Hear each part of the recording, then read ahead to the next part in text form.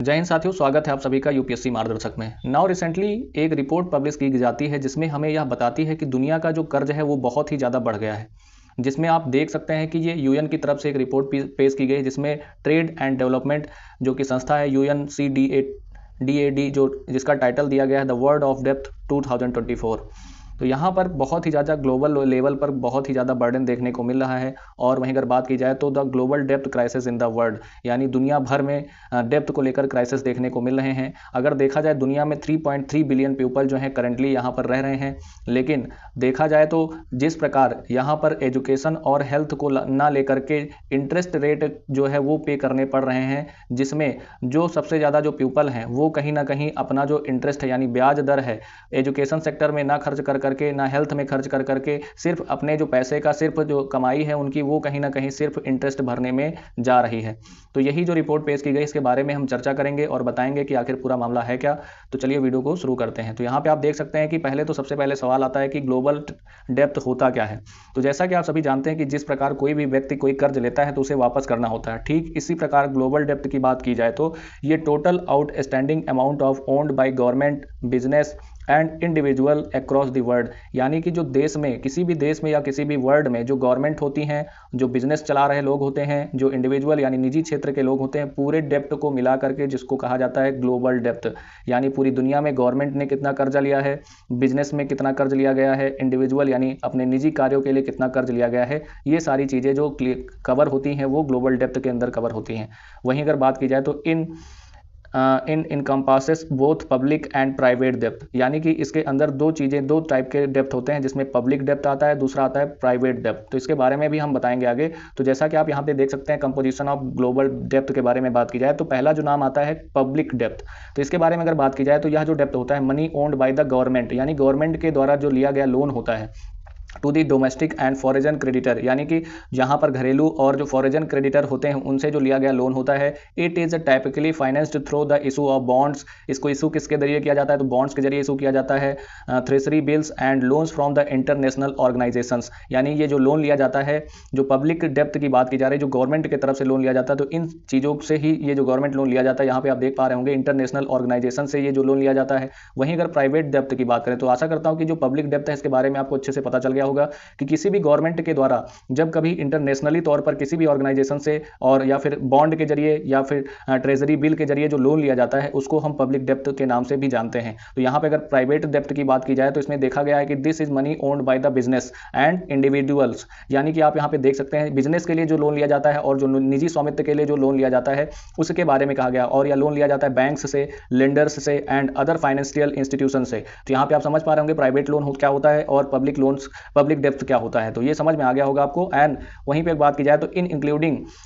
Mortgage and corporates bonds and students loans and the credit card डेप्थ etc, यानी जो private के अंदर ये भी सारी चीजें इंक्लूड होती हैं, जिसमें स्टूडेंट लोन भी आता है, क्रेडिट कार्ड लोन भी ये भी शामिल होते हैं। तो ये सारी चीजें इसमें देखने को मिलती हैं। तो इसी की वजह से क्या होता है, कितने सारे जो लोन ले लिए जाते हैं फिर उसको कहीं ना कहीं वापस करने में बहुत ही ज्यादा दिक्कत का सामना करना पड़ता है। और लोग क्या है कि अपने जो पैसे का यानी जो उनकी इनकम होती है कहीं ना कहीं वो अपने घर के बच्चों को पढ़ाने में और ना ही कहीं उनके इलाज के लिए, कोई भी बूढ़ा जो बुजुर्ग उनके घर में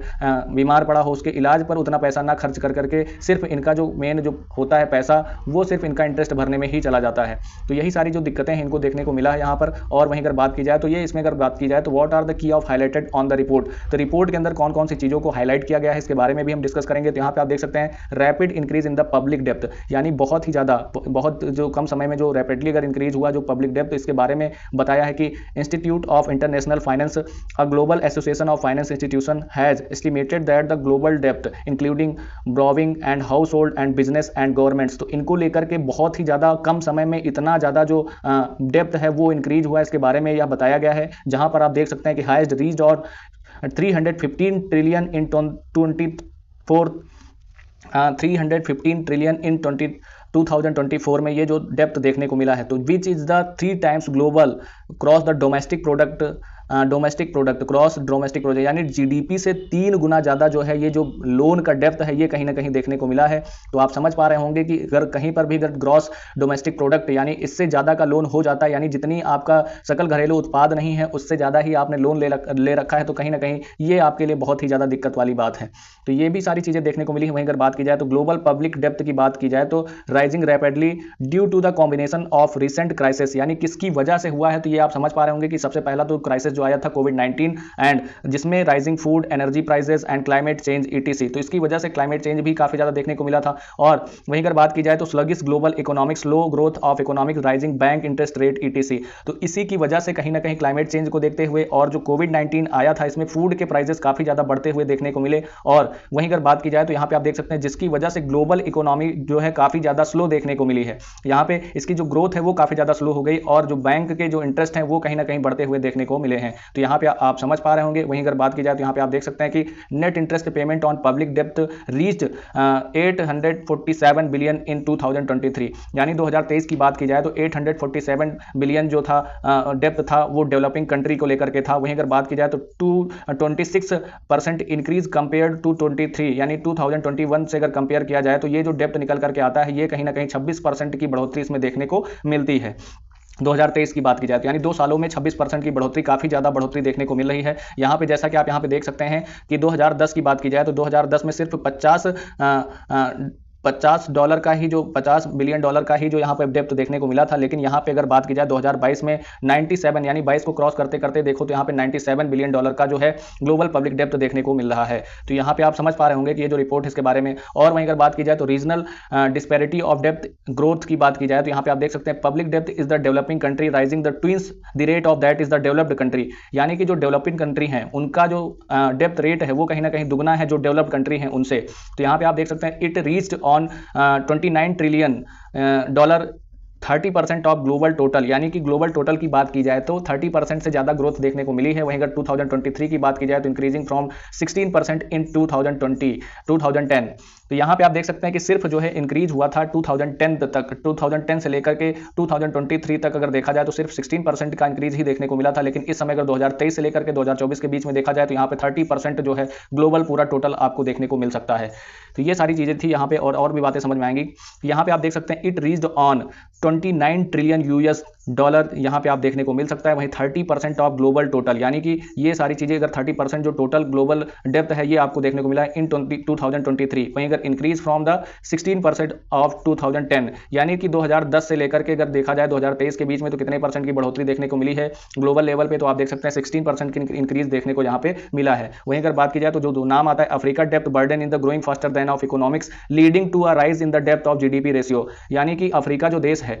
वो कहीं ना कहीं देखने को मिला है कि जो उसकी सबसे ज्यादा ग्रोइंग फास्टर डेप्थ इकोनॉमी है वो कहीं ना कहीं राइज होती देखने को मिली है, क्योंकि जो जीडीपी और डेप्थ का रेशियो है वो काफी ज्यादा जो है लो देखने को मिला है। यहाँ पे आप देख सकते हैं the number of African country with depth on GDP ratio above the 60% has increased from the 6 to 27 between the 2023 and 2013 and 2023, यानी 6 से बढ़कर के 27 का जो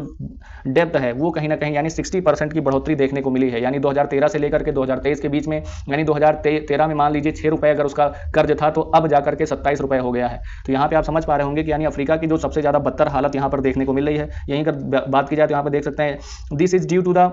unforeseen global issues impacting there of expansion of reduced domestic income and result of slow economy। इसी वजह से क्या हुआ कि वहां पर बहुत ही ज्यादा इकोनॉमी जो है स्लो देखने को मिल रही है और इसका इंपैक्ट जो है उसके ऊपर डोमेस्टिक इनकम के ऊपर पड़ रहा है और जिसका रिजल्ट ही जो है स्लो इकोनॉमी, ये सारी चीजें देखने को मिल रही हैं। तो आशा करता हूं कि आपको इस वीडियो में अच्छी जानकारी मिली होगी और वीडियो अच्छी लगी तो वीडियो को लाइक करें और इसी तरह के इन्फॉर्मेटिव वीडियो के लिए हमारे चैनल को सब्सक्राइब करें और डिस्क्रिप्शन में दिए गए टेलीग्राम लिंक को ज्वाइन करें ताकि हमारे चैनल की जो लेटेस्ट वीडियो है उसकी अपडेट आप तक सबसे पहले पहुंच सके। जय हिंद, मिलता हूं अगले वीडियो में।